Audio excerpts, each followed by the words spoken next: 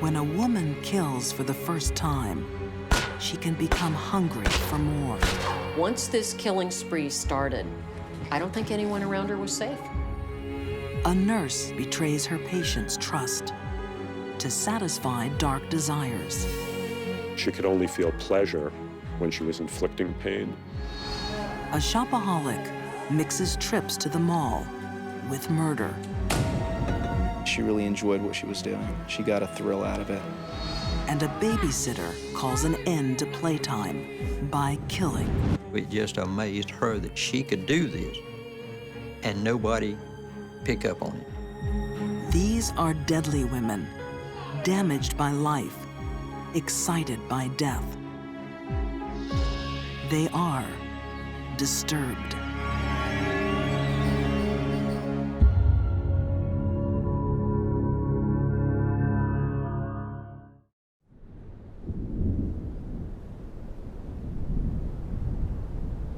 When a mind is disturbed, death and pleasure can become entwined.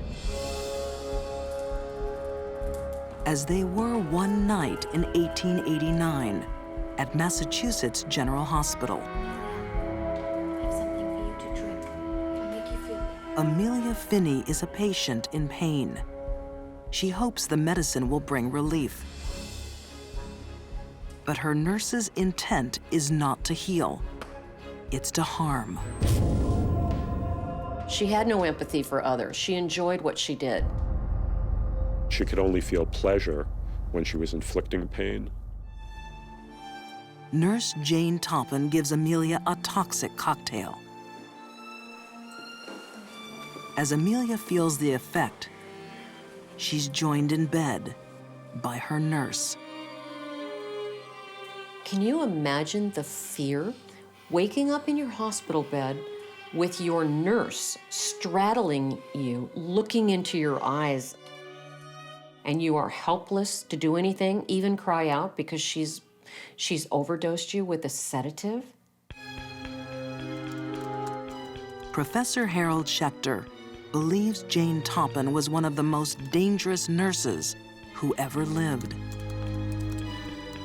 Jane Toppin appeared to the world to be a very jolly and caring and nurturing human being. But of course, underneath that, she was the very opposite. To understand what motivated Jane's crimes, Schechter would have to turn the clock back almost 150 years to New England in 1863. An alcoholic called Peter Kelly enters a Boston asylum. A sole parent, Kelly wants to be rid of his young daughter once and for all.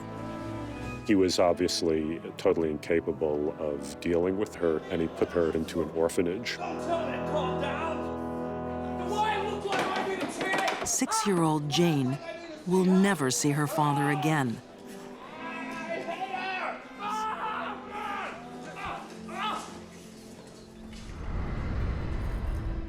A well-to-do family later takes Jane in, but she is not treated as an equal. Well, she was taken into this family called the Toppins, but she was never formally adopted, even though she took their name. The Toppins have a daughter the same age as Jane. But while Elizabeth is lavished with affection and gifts, Jane is treated like a servant. What are you doing here? Go away. Finish sweeping. Jane feels excluded. Something in her mind is changing. Beautiful. She is becoming disturbed.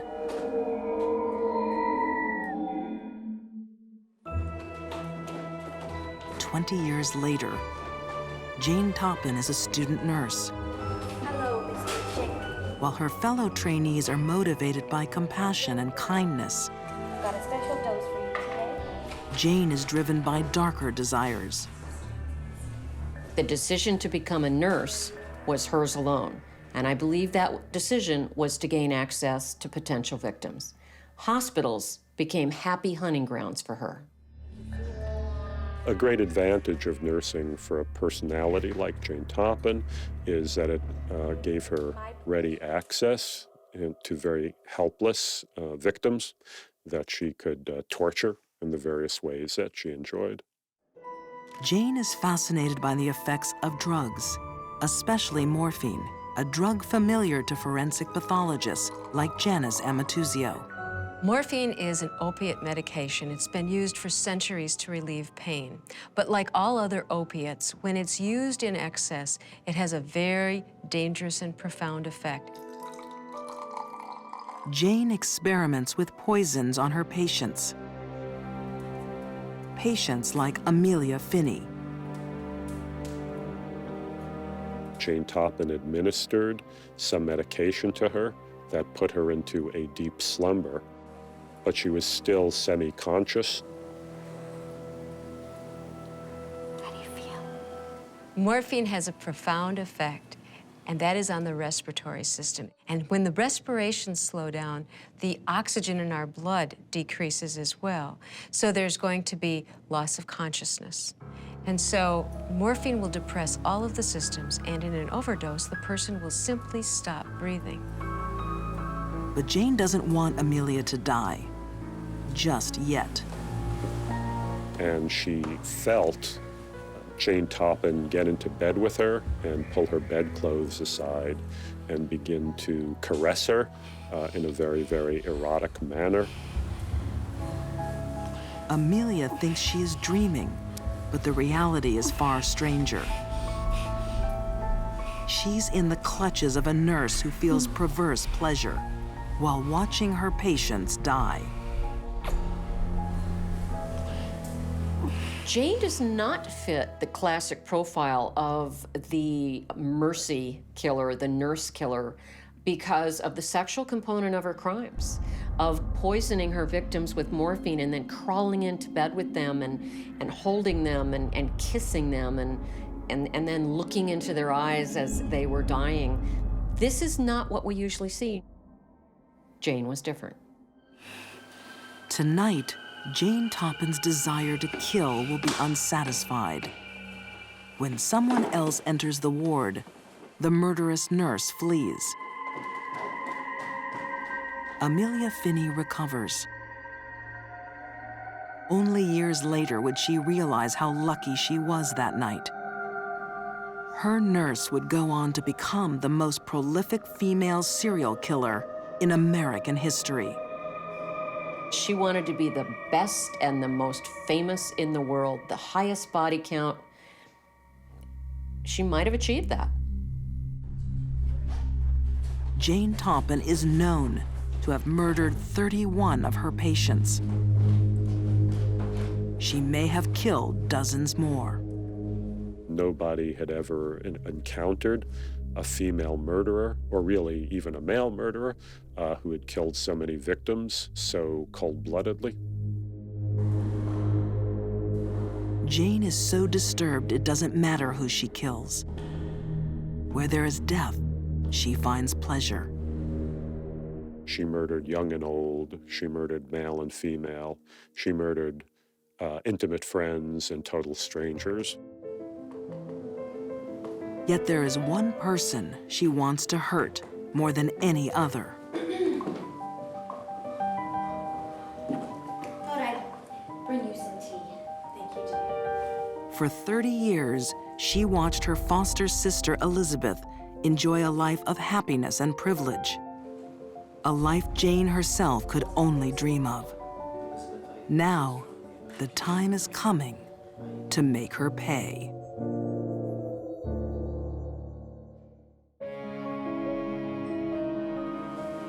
In the summer of 1899 on Cape Cod, Massachusetts, Elizabeth Brigham has mysteriously fallen ill. Her foster sister Jane appears eager to nurse her back to health. She was a very, very successful private nurse. You know, people just thought that she was a very caring human being. But Jane Toppin is not what she seems. She will kill 31 people and become America's most prolific female serial killer. Her latest target is her own foster sister. The primary motivation seems to have been this long simmering resentment of a foster sister who had always seemed to receive so much better treatment from life than she herself had. Go away. Finish sweeping. Jane's jealousy of Elizabeth begins in their childhood. I think about you so When Elizabeth marries a wealthy vicar, it intensifies. Once again, Jane feels left out. Psychopaths like Jane Toppin, who feel they've been horribly mistreated by the world from a very, very young age, grow up to feel the need to take revenge on the world in turn. For Jane, this revenge will be sweet and slow. Jane Toppin took a great deal of pleasure in prolonging the pain and suffering of her victims, really stretching it out over days and even weeks.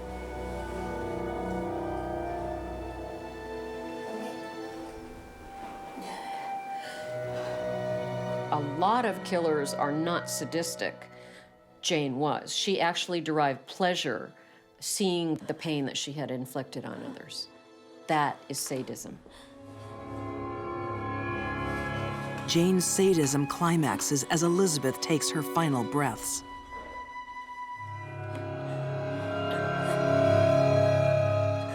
There are female serial killers who derive perverted sexual pleasure from inflicting death on their helpless victims.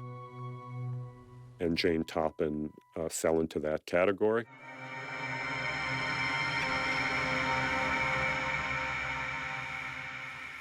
Later, Jane admits that Elizabeth is the only victim she truly hated.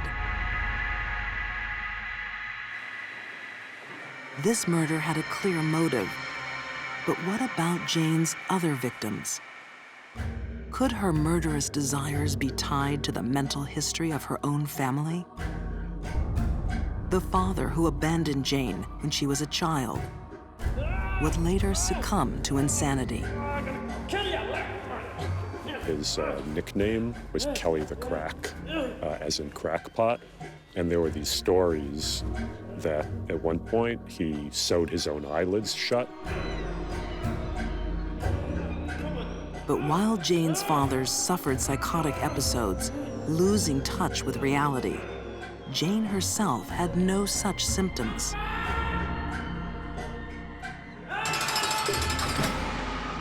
Her father's act of trying to sew his own eyelid shut is indicative of a very, very severe mental disorder, either schizophrenia or bipolar psychosis. Both of those are inheritable, but I don't think Jane Toppin was insane. Not at all. Jane is clear-headed and calculated when she kills, making her all the more deadly. Serial killers like Jane Toppin, they have to murder more and more frequently in order to produce that rush of pleasure. Jane has been killing for 15 years. But when she's contracted to care for the Davis family, she takes her murder spree one step too far. I don't think serial killers want to get caught. They simply get sloppy. They get away with it so many times that they begin to think they're invincible and invisible.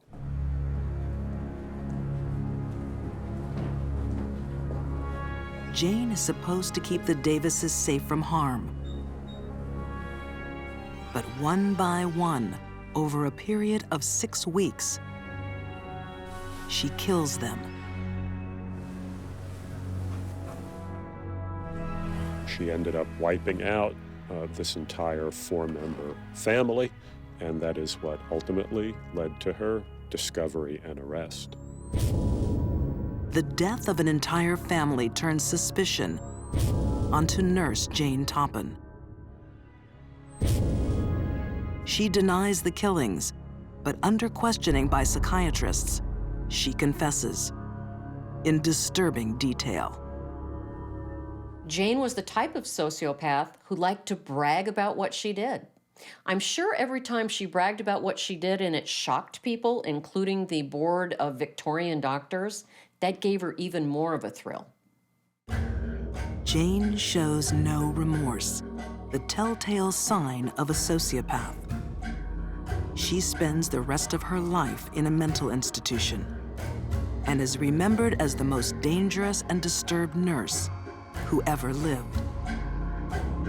We perceive nurses like Jane as these angels of mercy who will care for us and nurture us and bring us back to health. Jane Toppin, of course, was the very opposite of that. She was an angel of death.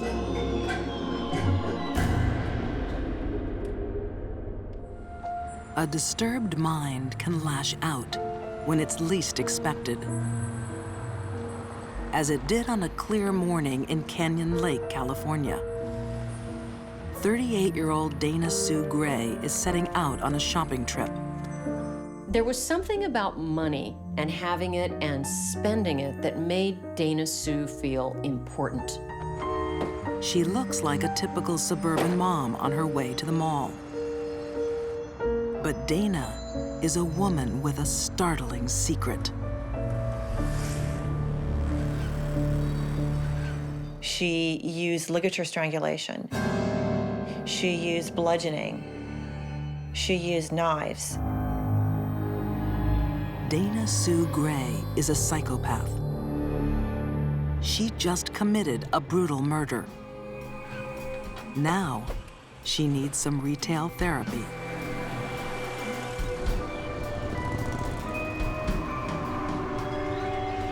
Detective Joe Greco will never forget the gruesome crime scene Dana Sue Gray left behind that day in 1994.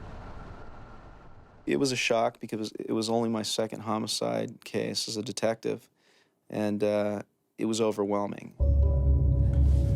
66-year-old June Roberts has been strangled and bashed with a bottle. It crossed my mind that I had a serial killer on my hands. No one has ever seen a serial killer like this one. She's in a class all her own. The killing spree begins 2 weeks earlier. Norma! Norma, are you there, dear? The community was very affluent, and they didn't have a lot of homicides. Norma!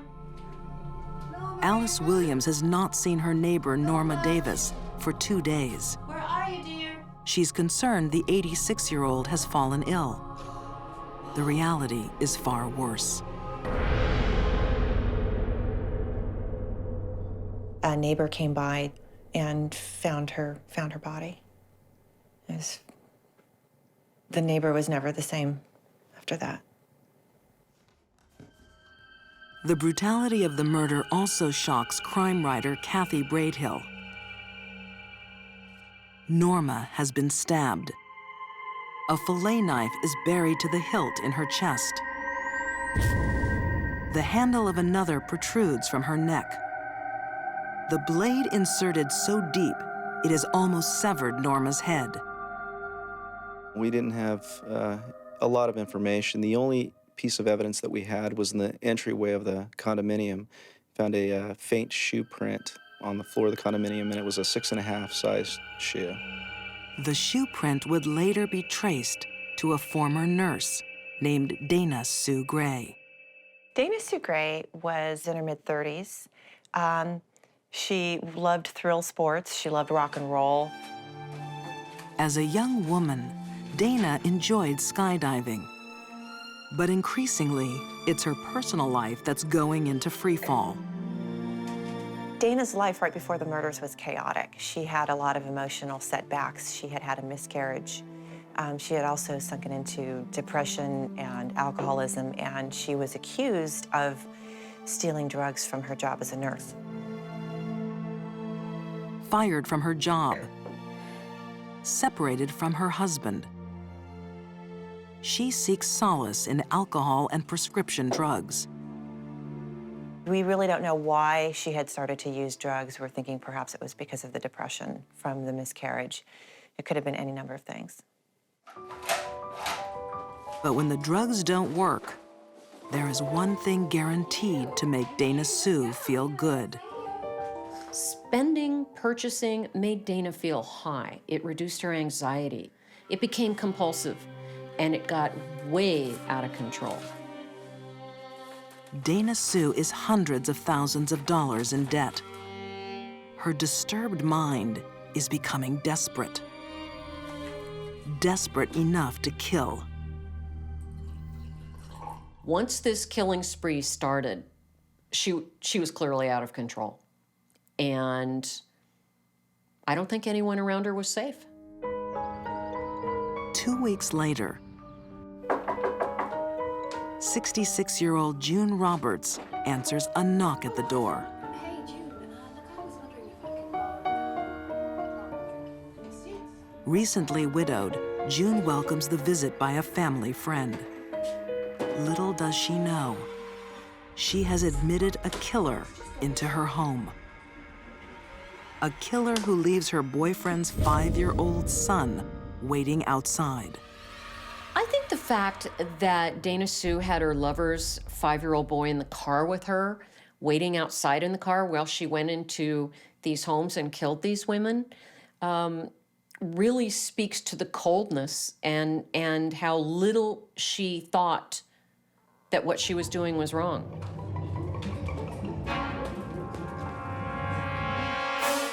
Here it is, look.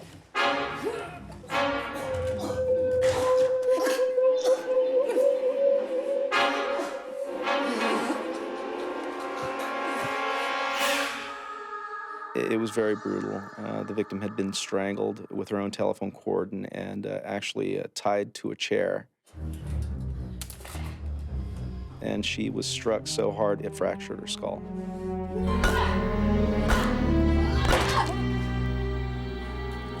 She used her hands and extreme violence to kill her victims. We don't usually see this in female serial killers. We usually see poison or gun. With a gun, you can kill someone from afar. Dana Sue wanted hands-on.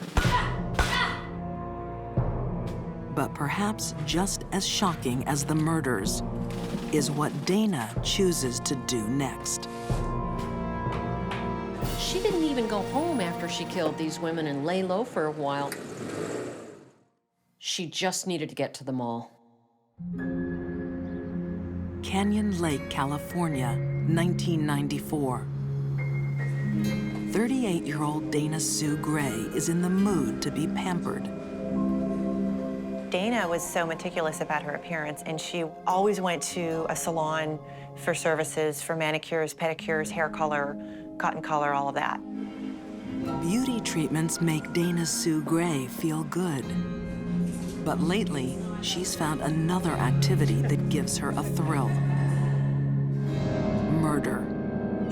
Dana is halfway through a month-long killing spree. Her first stop after killing her second victim is the mall.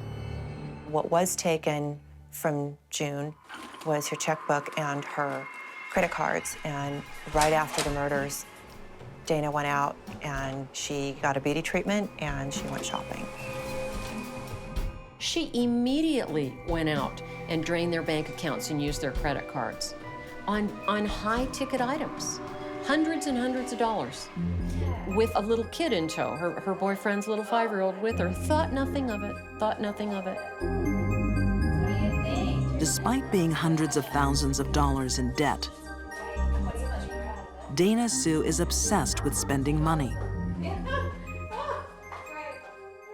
Dana Sue's issues with money are reported to have existed when she was a girl. Her brother described this. She said, "I had to spend, it made me feel good." That the feeling wouldn't last. So the behavior became compulsive. She would repeat it to get the high again.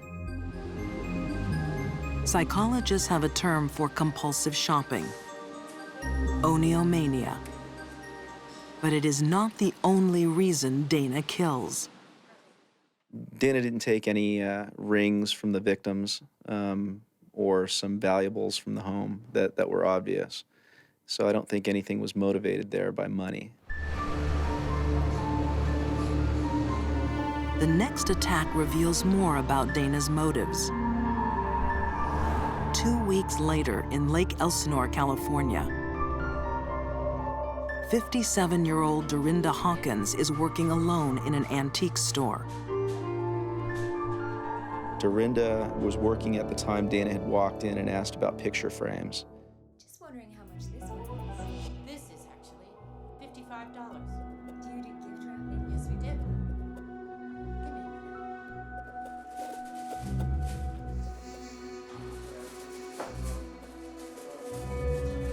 And it was there behind the framing tables that Dana strangled Dorinda.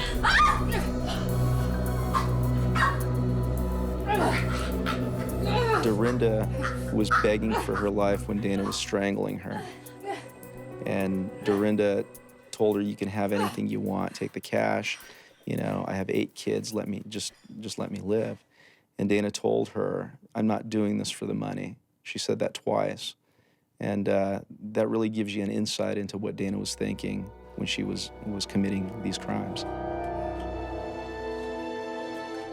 Thinking Dorinda is dead, Dana Sue steals just $25 and flees. But Dorinda is still alive.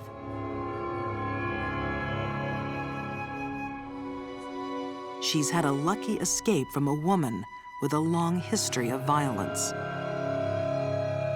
When Dana Sue was a young girl and she would be reprimanded or punished by her mother, it was reported that she frequently lashed out violently as a little girl and grew up to do it as a woman. Dana Sue is motivated by more than money. She also has a deep-seated need for power, a need she satisfies with murder. Dana liked the fight, and we believe that she killed because she enjoyed having power over somebody and watching them struggle and watching them die. There is something hidden in Dana's past that explains not only why she killed, but who. As police trace the clues left by her shopping sprees, the final piece in the puzzle of Dana Sue's disturbed mind is about to be revealed. We were able to do a paper trail with the credit cards and go to the different stores that she had used these credit cards at. And with the merchants, we were able to get a general description of this suspect. I'm wondering if you've seen this woman. The shopkeepers recognize the face. So do residents of Canyon Lake. Dana Sue Gray is arrested for murder. When they finally did apprehend her, her Cadillac was full of grocery bags. Her house was full of expensive perfume. I mean, she had a veritable department store in her house. We have statements proving that you had spent these cards. Dana Sue Gray denies the murders. But while she is questioned by Detective Joe Greco, the case takes a horrifying turn. In the interview, Dana began talking about finding a purse, and that purse belonged to a woman by the name of Dora Beebe. In the station, at the same time, there were sheriff's deputies working another murder. Joe went to them and asked them the name of their victim. They told him Dora Beebe, and Joe instantly said, "Well, we have your suspect in the other room." Earlier that day, Dana Sue had knocked on the door of a stranger, asking for a map. So I knew that we had the right suspect in this case, but I did not know that on the same day that I was serving the search warrant, she was out killing her last victim. Just wait a minute, then I'll be out. Like Dana Sue's other victims, Dora Beebe is elderly, alone, and totally unprepared for a vicious attack. What are you doing? Dora Beebe was found murdered inside her home. She was beaten with a clothes iron, and her skull was fractured. To psychologists, the attack on Dora Beebe is the final clue in a revealing pattern. All 4 of Dana Sue's victims were elderly women. women old enough to be her mother. Dana Sue had a lot of unresolved anger toward her mother. I think these older women that Dana Sue killed represented her mother, and she was just unleashing rage and anger. To avoid the death penalty, Dana Sue Gray pleads guilty to multiple murders. A desire for money, a need for power, and a hatred of her own mother. Dana Sue Gray's disturbed mind made her a ruthless killer who will spend the rest of her life behind bars. Then when you look at her history and you see how violent she could be as a child with her mother when she was reprimanded, this was a murder spree in the making for 30 years. She enjoyed doing things that were risky. She was a thrill seeker, and I think that she really enjoyed what she was doing. She got a thrill out of it.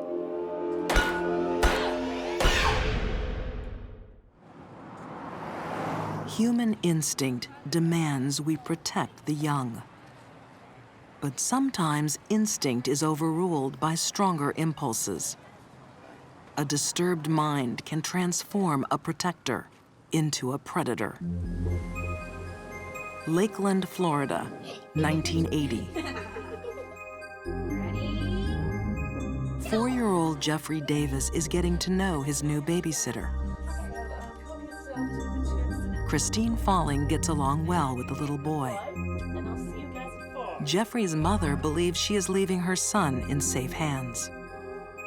I think that she was doing a good job as far as, as taking care of the babies, But this babysitter's playful persona is hanging by a thread. A thread that is about to snap.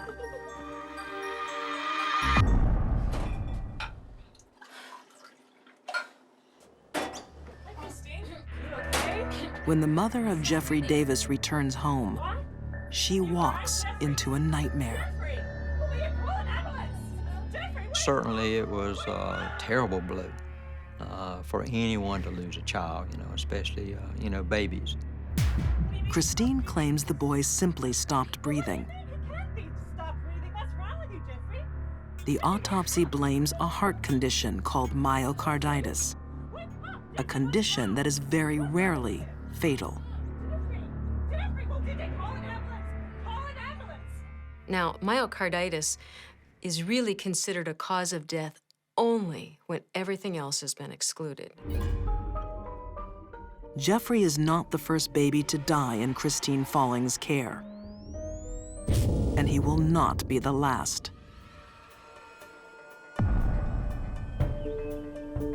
When the deaths are reported to the sheriff of Calhoun County, Buddy Smith, he knows something isn't right.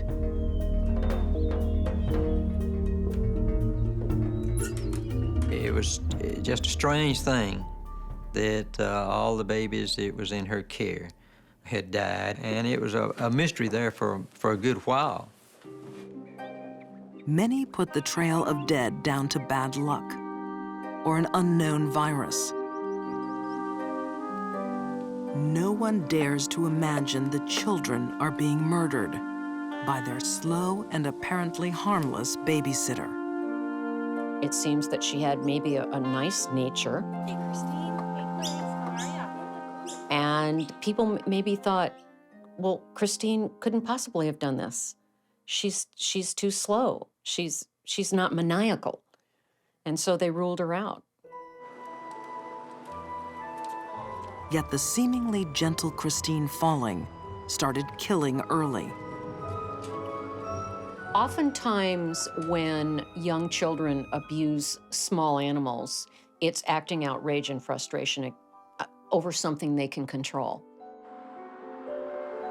As a child, she would test if cats had 9 lives by dropping them from a great height. She grew up fairly poor, and families did not have good paying jobs and make a lot of money, And I think probably from the beginning had some problems.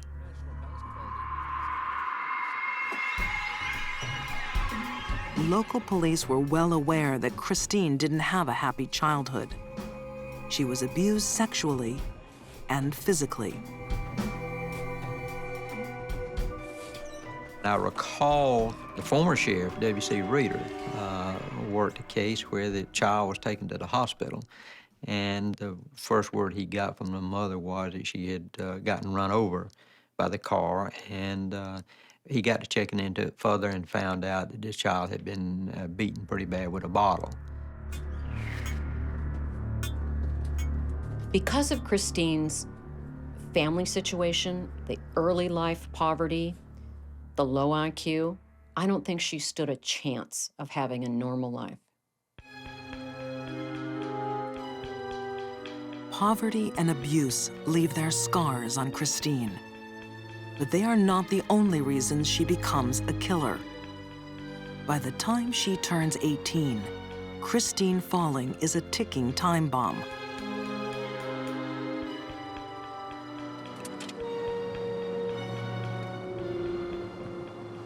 Ready? 3 days after the death of Jeffrey Davis, Christine Falling is asked to babysit again. She will look after 2-year-old Joseph Spring while his parents attend a funeral. Say bye-bye. The funeral of Christine's previous victim. With her background and her educational background, she just did not have the ability, you know, to get out and get good jobs. And she just picked up jobs like babysitting. And she felt like, I guess this was the only way she could maybe make some extra money and survive. Christine has a childlike quality that children find appealing. But it is not an act. She has below normal intelligence, making her disturbed mind deadly. People with very low IQs, such as Christine, tend to also have a low frustration level.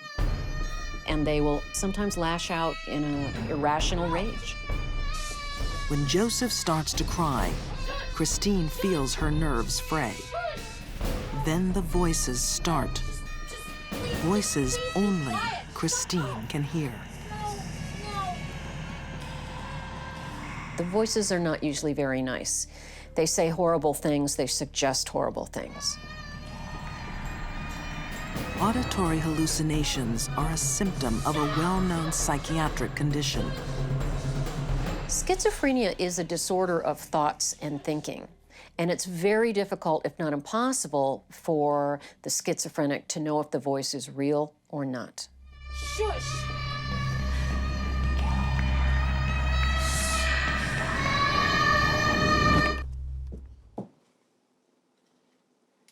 Joseph has been silenced, but the voices in Christine's head have not. Soon, they will instruct her to kill again.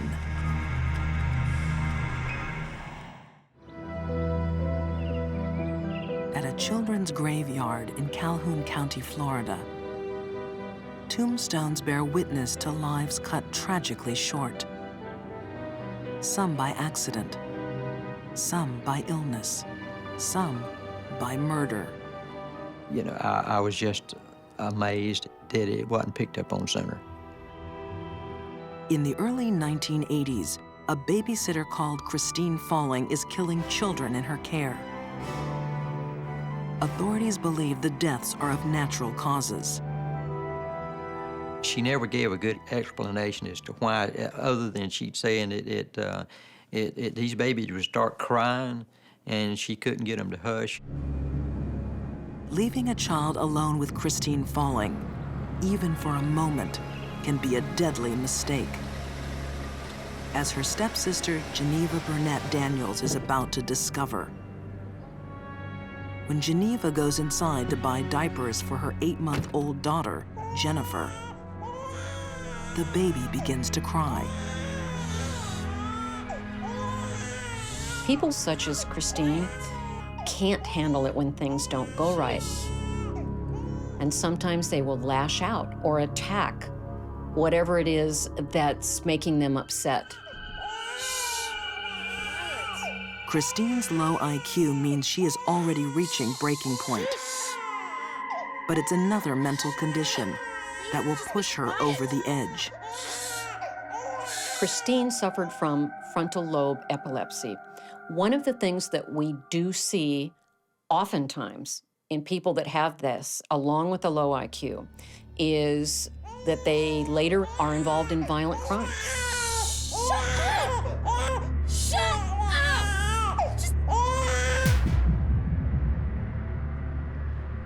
Like Christine's other killings, this one leaves no trace.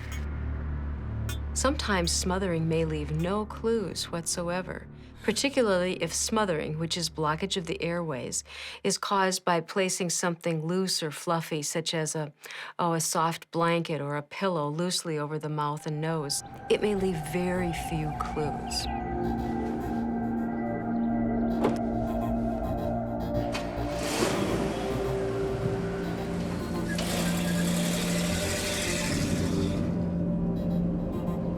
This baby ain't breathing. Jesus. Christine, what happened? I don't know. Oh my God! Oh my God, what happened to her? 5 babies die in Christine Falling's care. Under pressure from the local community, she checks herself into the hospital, asking doctors to find out if she's passing on a mystery disease to the children. I really think that her desire was that somebody really find out that she was killing these babies. The doctors find nothing, and Christine asks them to call the police. And she says, okay, I'm ready to tell you. Sheriff Buddy Smith will never forget what she said next. She said she had a way of choking these babies without leaving any signs. But she said, you know, it just amazed her that she could do this and nobody pick up on it. Christine admits to smothering 3 children. Police believe she also killed 2 other infants and a 77-year-old man. Poorly educated, mentally disabled, and brutally abused, Christine Falling's future has never been bright. And now she will spend it behind bars. I was pretty much convinced after working this case that is, if you're mistreated by your parents or someone else, then you tend to be the same way whenever you get grown. She's often said in her incarceration, I think back, I wonder why I did this. I don't see her as a sociopath. I see her as a very poor soul, who, by the way, needs to remain in prison. For these deadly women, murder became a habit too strong to resist. Nurse Jane Toppin found pleasure in her patient's pain. Dana Sue Gray's lust for money and power made her murder on the way to the mall. And Christine Falling let her anger explode on kids who couldn't fight back. Life dealt them suffering, and they returned it in kind, driven to murder by minds that were disturbed.